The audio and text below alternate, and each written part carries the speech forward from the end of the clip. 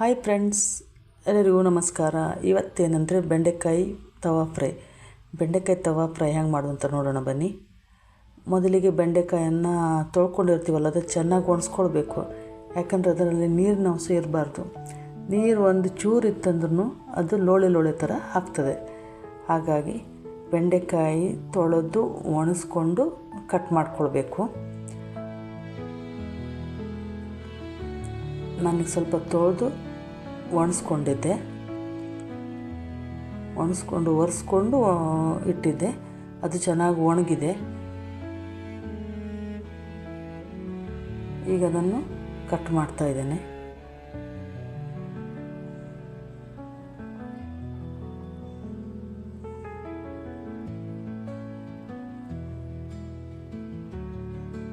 ಆ ಬೋರ್ಡ್ ಮೇಲೂ ಒಂಚೂರು ನೀರಿರಬಾರ್ದು, ಮತ್ತು ನೈಫಿಗೂ ಒಂದು ಚೂರು ನೀರಿರಬಾರ್ದು. ಒಂದು ಚೂರು ನೀರಿದ್ರೂ ಕೂಡ ಅದು ಮೆತ್ತಗಾಗಿಬಿಡ್ತದೆ, ಮತ್ತು ನೀರು ಜಾಸ್ತಿ ಬಿಟ್ಕೊಂಡ್ಬಿಡ್ತದೆ. ಬೆಂಡೆಕಾಯಿನ ಮಧ್ಯದಲ್ಲಿ ಕಟ್ ಮಾಡೋಣ. ಈ ದೊಡ್ಡ ಬೆಂಡೆಕಾಯಿ ಆದರೆ 3 ಭಾಗ ಮಾಡಿಕೊಂಡ್ರೆ ಸರಿ ಆಗ್ತದೆ. ನನಗೆ 3 ಭಾಗ ಮಾಡ್ಕೊಂಡಿದ್ದೀನಿ. ಚಿಕ್ಕದಿರೋದು 2 ಭಾಗ ಮಾಡಿದ್ದೇನೆ. ಮತ್ತು ಬೆಂಡೆಕಾಯಿ ಅಷ್ಟು ಬೇಯಿಸುವಾಗ ಮೊದಲೇ ಉಪ್ಪು ಹಾಕಬಾರ್ದು, ನೀರು ಬಿಟ್ಕೊಳ್ತದೆ. ಮತ್ತು ನೀರು ಒಂಥರ ಲೋಳೆ ಬರ್ದಿರೋದಕ್ಕೆ ಸ್ವಲ್ಪ ಮೊಸರು ಹಾಕ್ಬೋದು, ಇಲ್ಲ ನಿಂಬೆಹಣ್ಣು ರಸ ಹಾಕ್ಬೋದು. ಬೇಯಿಸುವಾಗಲೂ ಅಷ್ಟೇ ಮೊದಲಿಗೆ ಮುಚ್ಚಿ ಬೇಯಿಸಬಾರ್ದು, ತುಂಬ ನೀರು ಬಿಟ್ಬಿಡ್ತದೆ ಅದು. ಅದೆಲ್ಲ ಕೊನೆಯಲ್ಲಿ ಮುಚ್ಚಿ ಬೇಯಿಸಬೇಕು. ಇದು ಕಟ್ ಮಾಡ್ಕೊಂಡಾಗಿದೆ. ಈಗ ನಿಂಬೆ ರಸ ಹಾಕ್ತಾ ಇದ್ದೇನೆ.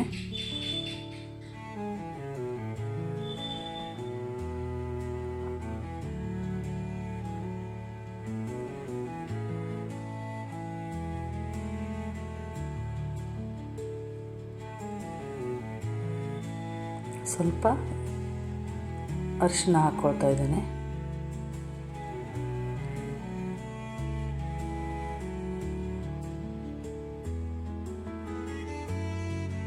ಹಾಗೆ ಸ್ವಲ್ಪ ಕಡಲೆ ಹಿಟ್ಟು ಹಾಕ್ಕೊಳ್ತಾ ಇದ್ದೇನೆ. ಈಗ 1 ಸ್ಪೂನ್ ಇದ್ರೆ ಸಾಕದು. ಅಂದರೆ ನೀರು ಬಿಡಬಾರ್ದಂತ 1-2 ನಿಮಿಷ ಮೊದಲು ಕಲಸಿ ಇಟ್ಕೊಳ್ಬೇಕು, ಇಲ್ಲಾಂದರೆ ಅದು ನೀರು ಬಿಟ್ಬಿಡ್ತದೆ. ಇದಕ್ಕೆ ಮತ್ತು ನಾನು ಉಪ್ಪು ಹಾಕಿಲ್ಲ, ಕೊನೆಯಲ್ಲಿ ಉಪ್ಪು ಹಾಕಿದ್ರೆ ಆಯಿತು ಅಂತ ಉಪ್ಪು ಹಾಕಲಿಲ್ಲ. ಇದಕ್ಕೆ ಉಪ್ಪು ಹಾಕಿಬಿಟ್ರೆ ಮತ್ತೆ ನೀರು ಬಿಟ್ಬಿಡ್ತದೆ. ಅದು ಚಂದ ಕೋಟಿಂಗ್ ಆಯಿತು ನೋಡಿ.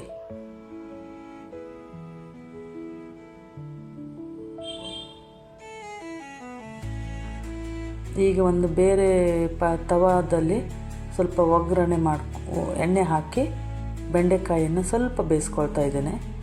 ಜಾಸ್ತಿ ಏನು ಬೇಯಿಸೋದು ಬೇಡ.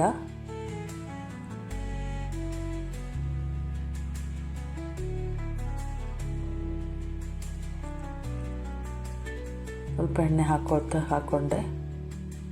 ಈಗ ಇದಕ್ಕೆ ಕಲಸಿಟ್ಟಂಥ ಬೆಂಡೆಕಾಯಿನ ಹಾಕ್ಕೊಂಡು ಸ್ವಲ್ಪ ಫ್ರೈ ಮಾಡ್ಕೊಳ್ತಾ ಇದ್ದೇನೆ.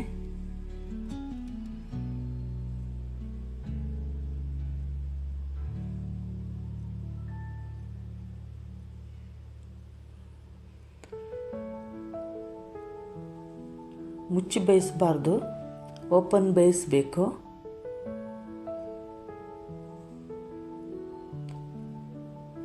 ನೋಡಿ, ಇಷ್ಟ ಆಗಿದೆ. ಇಷ್ಟ ಆದರೆ ಸಾಕು, ಮತ್ತು ಆಮೇಲೆ ಸ್ವಲ್ಪ ಬೇಯಿಸ್ಬೇಕಲ್ವ, ಅದಕ್ಕೆ ಇಷ್ಟೇ ಸಾಕು.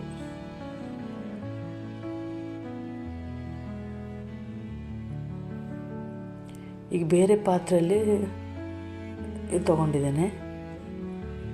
ಅದಕ್ಕೆ ಸ್ವಲ್ಪ ಎಣ್ಣೆ ಹಾಕ್ಕೊಳ್ತಾ ಇದ್ದೇನೆ.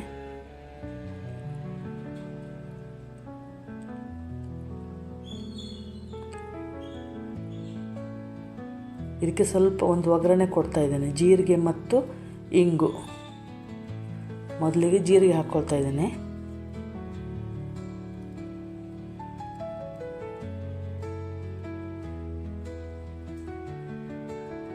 ಸ್ವಲ್ಪ ಇಂಗು ಹಾಕ್ಕೊಳ್ತೆ.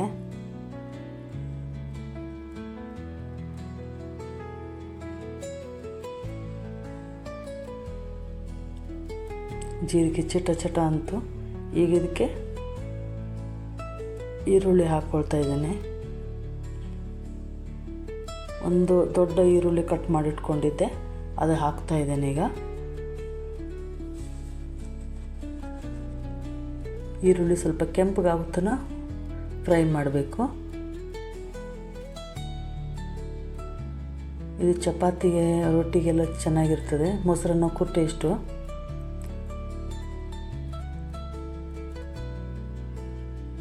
ಈಗ ಬಂತು. ಈಗ ಇದಕ್ಕೆ ಶುಂಠಿ, ಬೆಳ್ಳುಳ್ಳಿ ಮತ್ತು ಒಂದೆರಡು ಮೆಣಸಿನ್ಕಾಯಿ ಚಿಕ್ಕದಾಗಿ ಕಟ್ ಮಾಡಿಟ್ಕೊಂಡಿದ್ದೆ, ಅದು ಹಾಕಿ ಸ್ವಲ್ಪ ಫ್ರೈ ಮಾಡ್ಕೊಳ್ತಾ ಇದ್ದೇನೆ.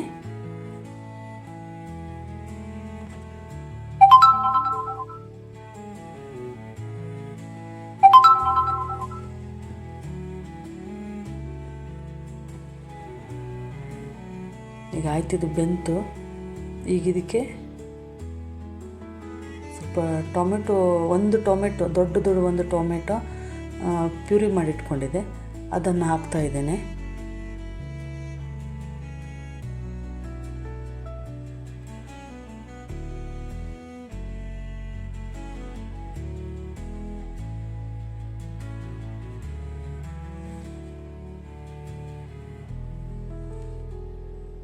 ಟೊಮೆಟೊ ಹಸಿ ವಾಸನೆ ಹೋಗುತ್ತನ ಫ್ರೈ ಮಾಡಬೇಕು. ಈಗ ಇದಾಯಿತು. ಈಗ ಇದಕ್ಕೆ ಸ್ವಲ್ಪ ಅಚ್ಕಾರದ ಪುಡಿ ಹಾಕ್ತಾಯಿದ್ದೀನಿ, ರೆಡ್ ಚಿಲ್ಲಿ ಪೌಡ್ರು,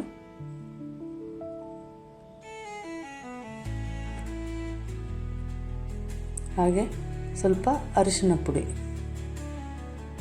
ಹಾಕ್ತಾಯಿದ್ದೇನೆ. ಎರಡನ್ನು ಚೆನ್ನಾಗಿ ಫ್ರೈ ಮಾಡಬೇಕು.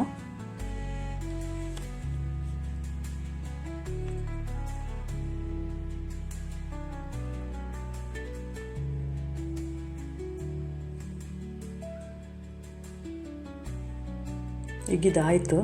ಈಗ ಇದು ಸ್ಟವ್ ಆಫ್ ಮಾಡ್ತಾಯಿದ್ದೇನೆ. ಈಗ ಇನ್ನೊಂದು ಮಸಾಲೆ ರೆಡಿ ಮಾಡ್ಕೊಳ್ತಾ ಇದ್ದೇನೆ. ಒಂದು ಬೌಲಲ್ಲಿ 1 ಗ್ಲಾಸ್ ಆಗೋಷ್ಟು ದಪ್ಪ ಗಟ್ಟಿ ಮೊಸರು ತೊಗೊಂಡೆ. ಅದಕ್ಕೆ ಗಟ್ಟಿ ಇರಲಿ ಮೊಸರು, ಅದಕ್ಕೆ ಸ್ವಲ್ಪ ಧನಿಯಾ ಪೌಡ್ರು,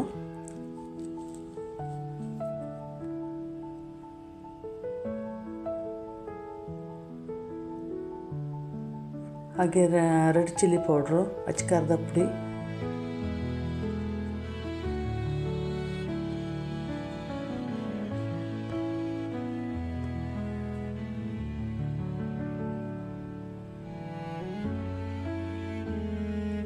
ಸ್ವಲ್ಪ ಸಬ್ಜಿ ಮಸಾಲ. ಇದು ಒಂಥರ ಟೇಸ್ಟ್ ಇರ್ತದೆ ಹಾಕಿದರೆ, ಅದಕ್ಕೆ ಸಬ್ಜಿ ಮಸಾಲ ಸ್ವಲ್ಪ ಹಾಕಿದ್ದೇನೆ. ಹಾಗೆ ಇದು ಸೋಂಪು ಪೌಡ್ರು,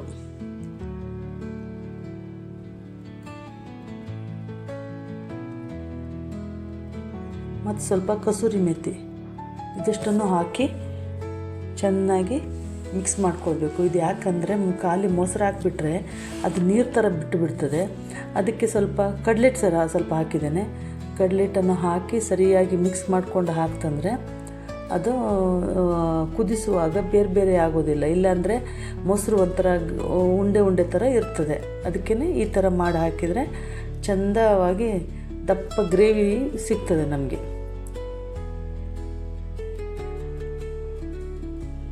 ನೋಡಿ, ಈ ಥರ ಆಯ್ತದು ಮಿಕ್ಸ್ ಮಾಡಿದ ಮೇಲೆ.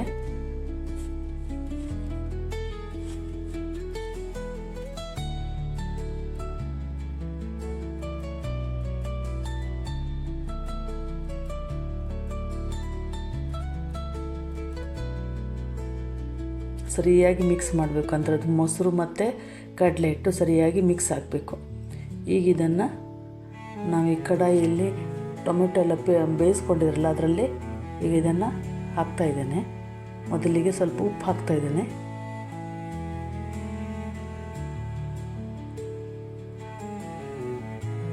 ರುಚಿ ನೋಡಿ ಉಪ್ಪು ಹಾಕಿ ನೀವು.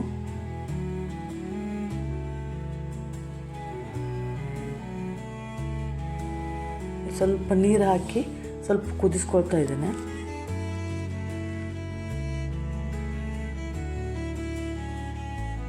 ಈ ವಿಡಿಯೋ ನೋಡ್ತಾ ನನ್ನ ಚಾನಲಿಗೆ ಸಬ್ಸ್ಕ್ರೈಬ್ ಮಾಡಿ ದಯವಿಟ್ಟು.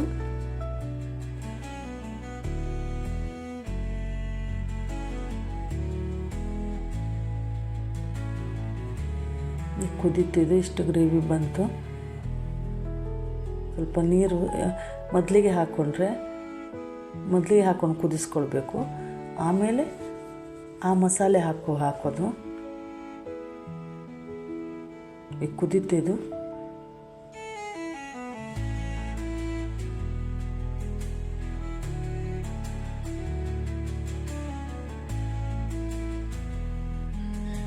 ಈಗ ಗ್ರೇವಿ ಹಾಕ್ತಾ ಇದ್ದೇನೆ.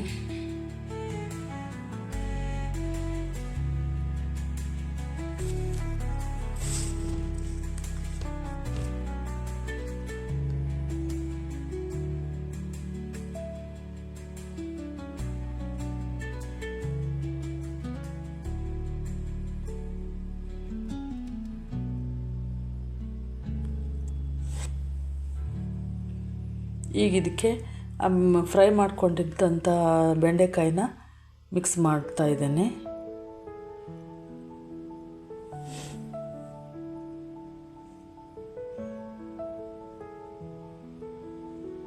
ಒಂಚೂರು ತೆಂಗಿನಕಾಯಿ ಹಾಕಿದೇನೆ ಗ್ರೇವಿ ರೆಡಿ. ತಿನ್ನೋಕ್ಕೂ ತುಂಬ ರುಚಿ ಇರ್ತದೆ ಇದು. ಸ್ವಲ್ಪ ಮುಚ್ಚಿ ಬೇಯಿಸ್ತಾ ಇದ್ದೇನೆ.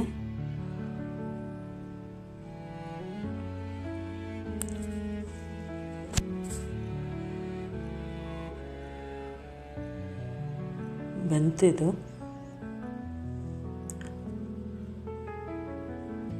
ಈಗ ಇದಕ್ಕೆ ಸ್ವಲ್ಪ ಗರಂ ಮಸಾಲೆ ಪೌಡ್ರ್ ಲಾಸ್ಟಿಗೆ ಹಾಕ್ತಾ ಇದ್ದೇನೆ. ಹಾಕಿ 1-2 ನಿಮಿಷ ಮುಚ್ಚಿ ಕುದಿಸಿ. ಆಯಿತು, ರೆಡಿ ಆಯಿತು. ಕೊನೆಯಲ್ಲಿ ಸ್ವಲ್ಪ ಕೊತ್ತಂಬರಿ ಸೊಪ್ಪನ್ನು ಹಾಕಬೇಕು.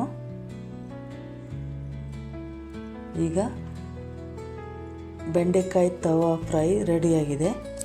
ಈಗ ಸರ್ವ್ ಮಾಡ್ತಾ ಇದ್ದೇನೆ. ಇದಕ್ಕೆ ಚಪಾತಿ ಇದ್ದರೆ ತುಂಬ ಚೆನ್ನಾಗಿರ್ತದೆ. ಎಷ್ಟು ಗಟ್ಟಿ ಆಯಿತು ನೋಡಿ ಗ್ರೇವಿ. ಬೇಕಿದ್ದರೆ ನಮಗೆ ತೆಳ್ಳಗೆ ಬೇಕಂದರೆ ಸ್ವಲ್ಪ ನೀರು ಹಾಕ್ಕೋಬೋದು. ಇದೇ ಥರ ಆಲೂಗಡ್ಡೆ ಮತ್ತು ಬದನೆಕಾಯಿ ಈ ಥರ ಎಲ್ಲ ಹಾಕಿ ಮಾಡ್ಬೋದು, ರುಚಿ ಇರ್ತದೆ.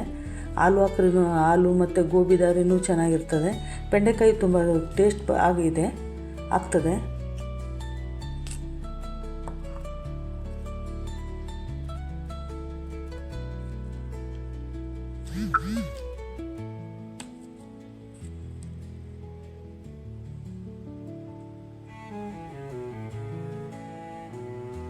ರೆಡಿ ಆಯಿತು. ಈಗ ಇದಕ್ಕೊಂದು ಸ್ವಲ್ಪ ಈರುಳ್ಳಿ, ಒಂದು ನಿಂಬೆಹಣ್ಣು ತೊಗೊಂಡು ತಿಂದರೆ ಇನ್ನೂ ರುಚಿ ಜಾಸ್ತಿ. ನೀವು ಮನೇಲಿ ಮಾಡಿ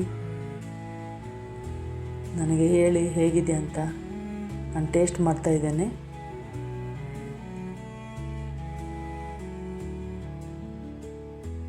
ತುಂಬ ಟೇಸ್ಟಾಗಿ ಬಂದಿದೆ. ನೀವು ಮಾಡಿ ಯಾವುದೇ ತರಕಾರಿ ಹಾಕ್ಕೊಂಡು ಮಾಡ್ಬೋದು. ಸೇಮ್